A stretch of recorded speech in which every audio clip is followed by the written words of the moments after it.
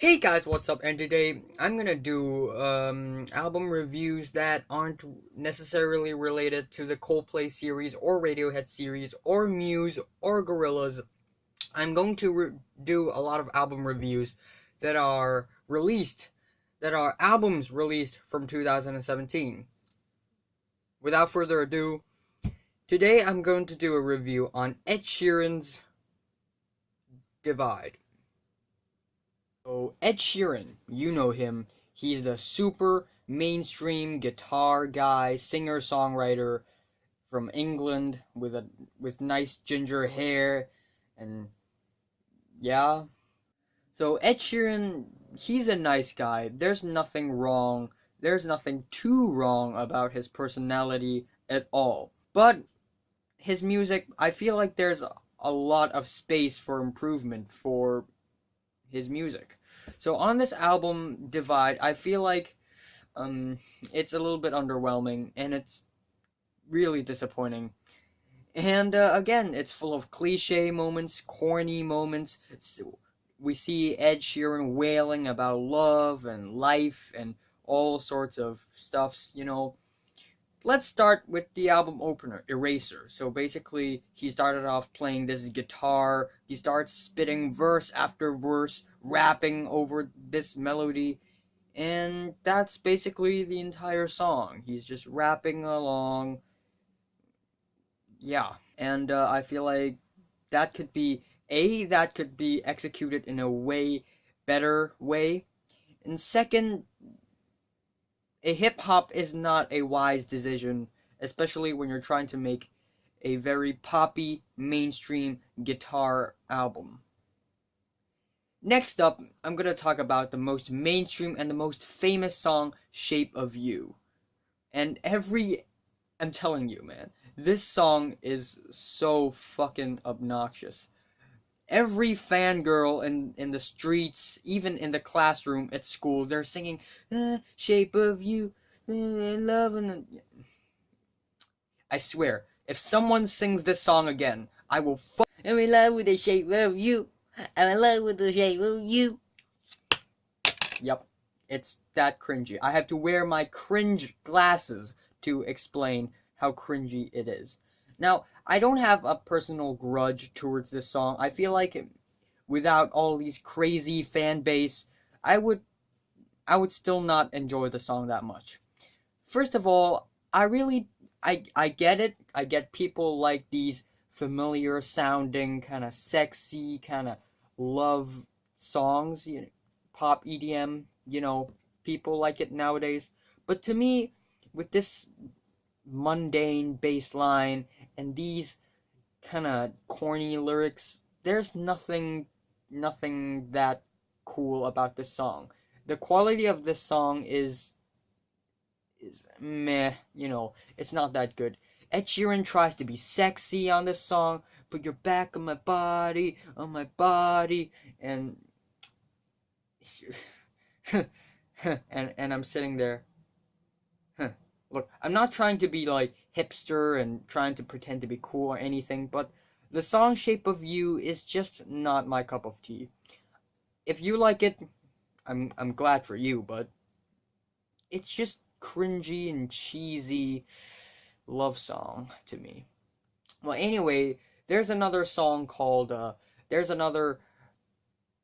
really famous hit song called Castle on the Hill. So in my opinion, Castle on the Hill is actually better than Shape of You. It's basically Ed Sheeran yelling and shouting about love and life. Yes, although Castle on the Hill is better than Shape of You in my opinion, but it's still a very overproduced, kind of glitzy, kind of great wannabe, massive songs, and I feel like if Ed Sheeran tuned down the tone for the song a little bit more, Castle on the Hill would be a great track. It would be, but now it's just a little bit too much, I feel like.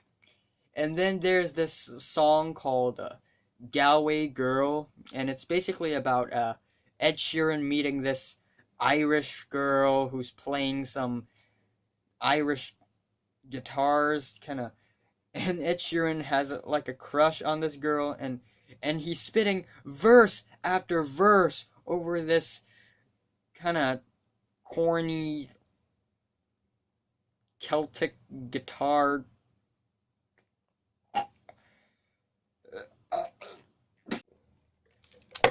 Ed Sheeran has no chill on this track. He's like he keeps spitting these rap songs, these verses, and he keeps rhyming and he's like rapping about this Irish girl beating him at darts and oh gosh. But however, there are a couple of good tracks on this album too. Not amazing tracks, but at least it's relatively better. That includes Happier, which is more Sam Smith and Jeff Buckley inspired kind of ballad. I feel like Ed Sheeran knows where he's going on songs and tracks like this. Also, Supermarket Flowers. I really like how Ed Sheeran pays attention to the lyrics and the details, and he's more expressive, he's more honest and sincere and less, flamboyant and pretentious. He's just being honest on these tracks, and I appreciate that. I really do. But then we also have tracks like Hearts Don't Break Around Here. Nope, hearts don't break around here. If you want to join us, don't break your heart. Not broken. Nope.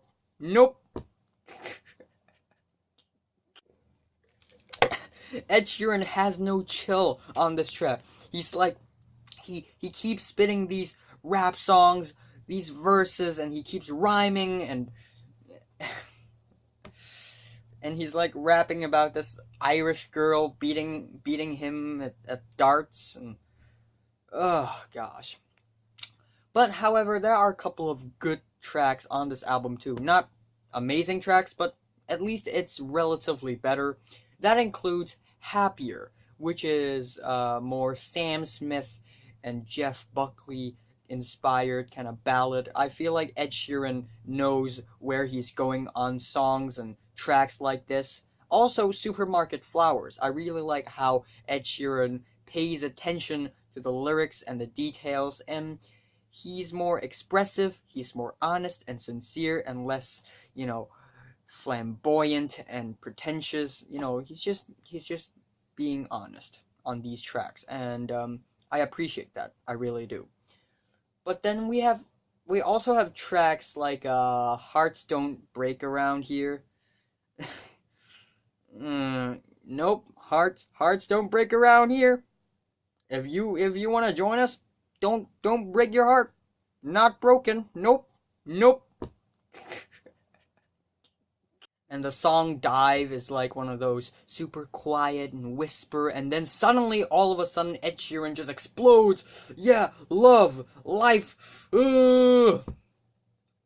Yeah, I get it. Ed Sheeran's performances on these tracks are actually okay. I can see that Ed Sheeran has a lot of potential that are unrealized on these songs, but does he really have to do that? Does he? And then he keeps rapping about these, he didn't swear, he didn't say the F word or the S word or anything, but he raps about bleached arseholes, so I guess there's that. And the worst song on this album, in my opinion, is New Man. He talks about this man, his ex-girlfriend, fallen in love, and he's like having these tattoos, and he doesn't know what they mean, and then he collect all the Ministry albums. Like, what the fuck? I mean, I get it. I get where's the song going, but Ed Sheeran's, again, he's rapping verse after verse, rhyme after rhyme. It's just cliche, cringy, cheesy, corny. Yes, Ed Sheeran still a pretty nice guy, a pretty fun, pretty kind, and he's in Game of Thrones, so I guess there's that. And Ed Sheeran's performances on the album is not bad, not at all. But this album is just too safe. it's afraid to experiment. It's just too sane. It's full of corny and cheesy lines about love and life. It's like those Tumblr posts. It's like those motivational posters.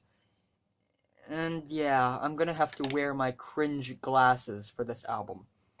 Look, I get why people like this album. I get why Divide is so mainstream, it's so popular. But come on, people. Are you just gonna sit here and listen to all these pop EDM songs about well, life is more than that, you know? No.